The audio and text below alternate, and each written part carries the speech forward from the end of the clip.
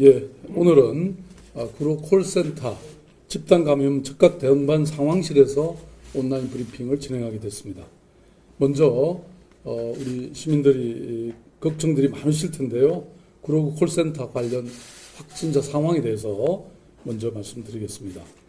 코리아 빌딩 11층에 위치한 에이스 손해보험 콜센터의 직원 207명, 7, 8, 9층 콜센터 총 572명, 그리고 13층에서 19층까지의 오피스텔 거주자 201명, 그리고 기타 상업시설이나 사무실 이런 근로자 113명을 포함한 총 1091명 중에 1027명을 검사한 결과 3월 13일 10시 기준으로 관련 확진자는 총 109명으로 파악되고 있습니다.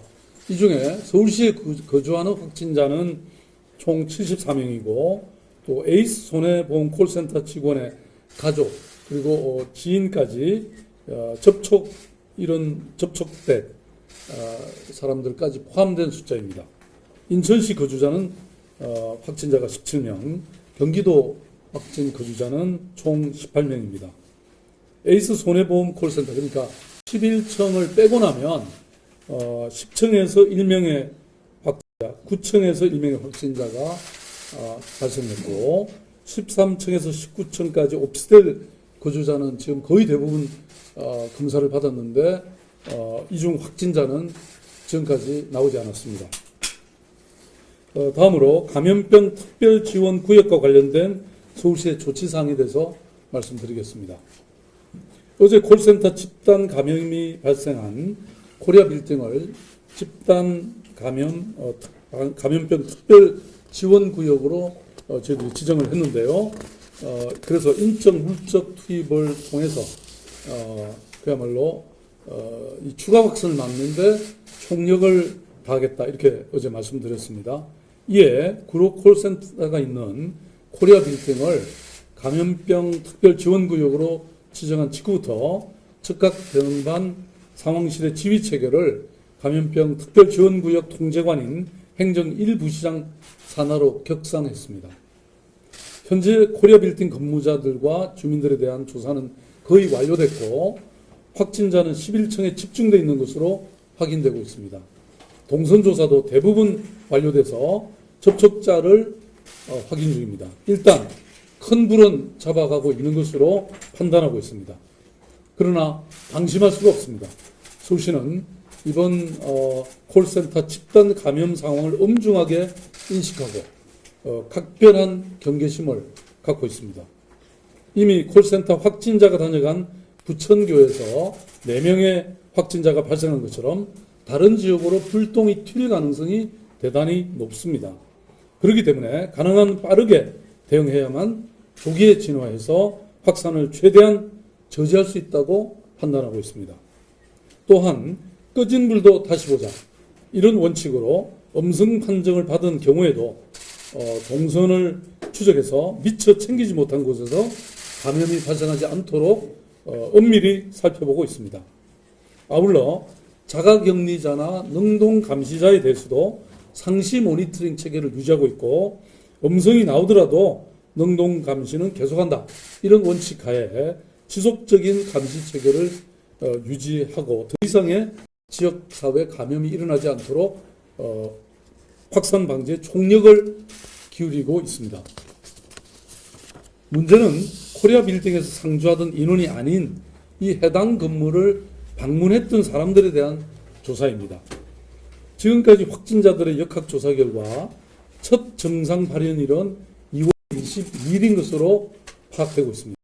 따라서 확산을 막기 위해서는 그 하루 전인 2월 21일부터 3월 11일까지 해당 건물을 방문했던 모든 사람들을 신속하게 파악하는 것입니다. 따라서 어제 3개 통신사에 2월 21일부터 3월 11일까지 코리아 빌딩의 인근 기지국의 통신 접속 기록을 요청했고 질병관리본부와 서울지방경찰청에서 협조해 주셨습니다. 협조에 대단히 감사를 드리고요. 하지만 통신사의 해당 데이터가 워낙 방대한 양이기는 하지만 해당 자료가 확보되는 순서대로 또 방문자 이 연락처가 확인되는 즉시로 문자 발송을 통해서 연락을 취해서 증상이 있는 경우에는 선별진료소를 방문하도록 권유하고, 또 증상이 없는 경우라 하더라도 능동감시를 하도록 권고할 생각입니다. 또 하나 중요한 것은 시민 여러분의 적극적인 협조입니다. 2월 21일부터 3월 11일 사이에 구로구 코리아 빌딩을 방문하신 분은 120이나 1339에 연락해 주시길 바랍니다. 물론 의심 증상이 있을 경우에는 곧바로 선별진료소를 방문해서 검사를 받으시기 바랍니다.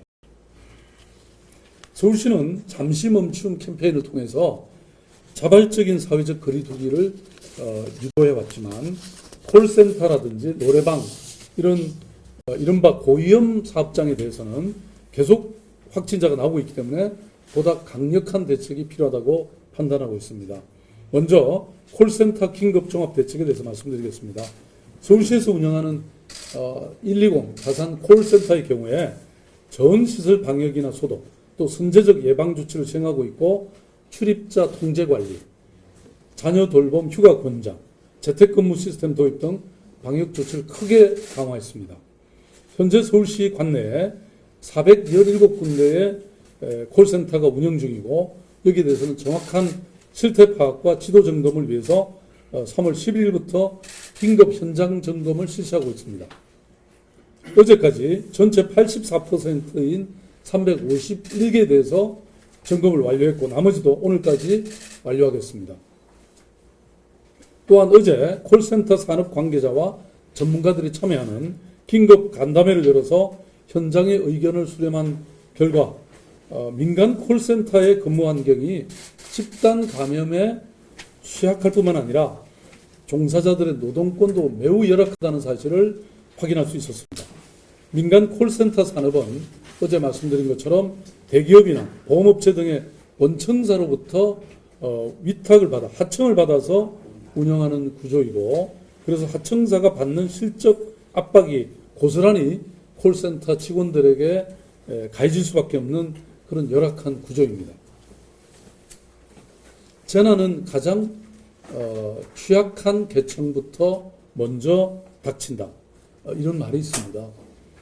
지금 바로 신천지교라든지 또 구로 콜센터의 경우도 아주 그대로 해당되는 말입니다. 재난은 취약한 사람을 먼저 공격하고 결국에는 우리 사회 전체를 취약하게 만듭니다. 따라서 중장기적 관점에서도 이에 대한 근본적인 대책이 필요합니다. 서울시는 우선 민간 콜센터 방역에 집중할 것이고, 밀집도 완화를 위해서 재택근무, 유연근무 등을 적극 권장하고 또 최대한 지원도 하겠습니다. 또한 의심 증상이 있어도 휴가를 쓰지 못하는 등 노동 인권적 측면에서 문제가 촉발될 경우에 노동부와의 합동 점검을 통해서 적극적으로 조치하겠습니다. 또한 원청사와의 소통을 통해서 콜센터 종사자의 근무 환경을 개선하는 등 근본적인 방안도 마련할 것입니다. 다음으로 노래방, PC방 등 이런 밀접 접촉 영업장에 대한 대책도 말씀드리겠습니다. 서울시 소재 전체 노래방은 6,254개소, PC방은 4,271개소로서 서울시는 자치구와 함께 총 1,516개 모든 사업장을 전수 조사할 계획입니다. 오늘부터 서울시청에서 250명의 인원이 투입돼서 25개 지자체와 함께 조사를 시작했습니다. 클럽과 콜라텍도 집중 점검을 시작했고, 또 자율휴업을 권고하고 사전적 예방 조치를 실시하고 각별히 관리하겠습니다. 마지막으로 생활체육시설 대책입니다. 천안 줌바댄스 사례로 집단 감염의 진원지로, 취약지로 지목되고 있는 각종 생활체육시설에 대해서 서울시 강력한 방역 대책을 또 방역 관리를 실시하고 있습니다. 심각 단계로 격상된 직후인 2월 24일부터 시 구립 공공의 체육시설 운영을 전면 중단했고, 11,279곳에 이르는 민간 체육시설에 대해서도 휴관을 권고한 바 있습니다.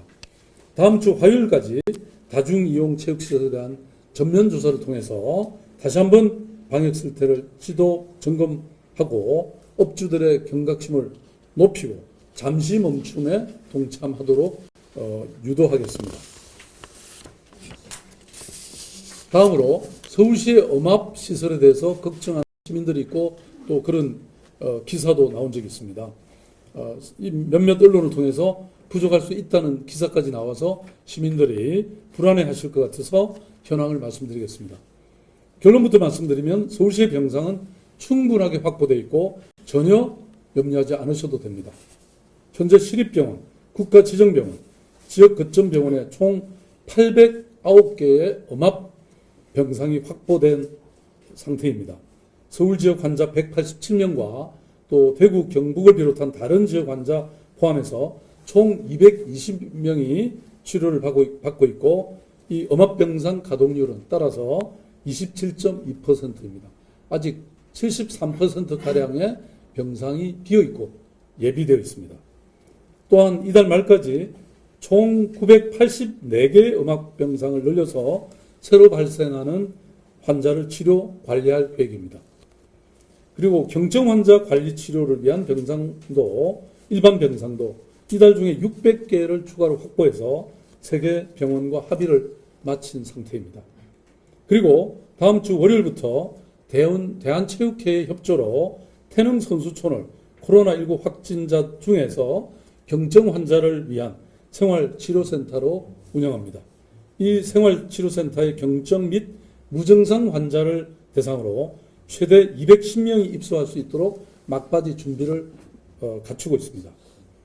생활치료센터에는 보라매 병원 감염내과 전문의와 간호사 18명, 서울시 직원 등 53명이 배치됩니다. 입소 환자들은 체온 측정이라든지 매일 2회 자가 모니터링 및 화상 진료를 시행하게 됩니다. 앞으로 확진자 발생에 따라서 그 추이에 따라서 생활치료센터 운영을 단계적으로 확대해서 환자 급증에 대비할 계획입니다. 그리고 특별히 임산부에 대해서 마스크 지급 계획에 대해서 말씀드리겠습니다. 서울시는 25개 자치구 약 4만 명의 모든 임산부에게 1인당 5매씩 마스크를 지급할 계획입니다. 현재 마스크 오부제가 시행되고 있지만 임산부의 경우는 외출 자체가 조심스럽고 또 장시간 줄을 서기도 힘듭니다. 이에 임산부들은 1인당 5매씩 동주민센터를 방문해서 수령할 수 있고 방문이 어려울 경우 신청하면 찾아가는 동주민센터 직원들이 직접 거주지를 방문해서 배부해 드릴 계획입니다. 이는 감염 고위험군이자 약물 치료에 제한을 받는 임산부들의 건강을 적극적으로 보호하는 조치입니다. 구로 콜센터 집단 감염은 전수조사가 거의 마무리되면서 아직 방심할 수는 없지만 일단 큰 불은 잡았다 이렇게 판단하고 있습니다. 한 가지는 이제 코로나19가 이 사태가 한 장소의 집단 감염 문제에서 더 나아가서 전 지역에 광범하게 퍼지고 있다는 사실입니다. WHO에서 팬데믹을 선언한 것처럼 세계적 유행이 된 지금 상황에서 어쩌면 장기전이 될 수 있다는 사실을 우리는 기억해야 할 것입니다. 콜센터 집단 감염은 앞으로 앞에서도 언급했지만 밀집 작업 공간, 밀집 업무 공간에서 일어나는 저임금과 비정규직의 주로 여성 노동자에게서 발생했습니다.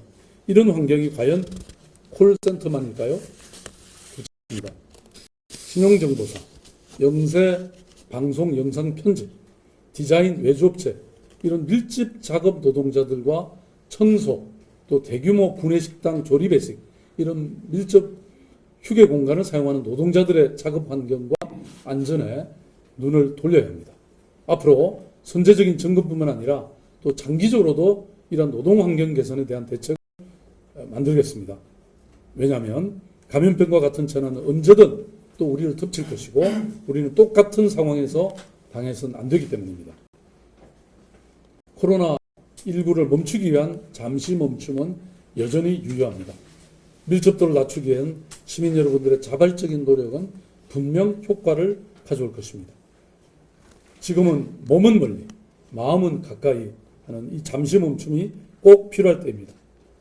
다시 한번 현장에서 사투를 벌이고 있는 의료인, 그리고 밤잠을 설치고 있는 공직자 여러분, 그리고 자원봉사자 여러분들께 무한한 존경과 감사의 말씀을 드립니다. 우리는 코로나19와의 전쟁에서 반드시 이겨낼 것입니다.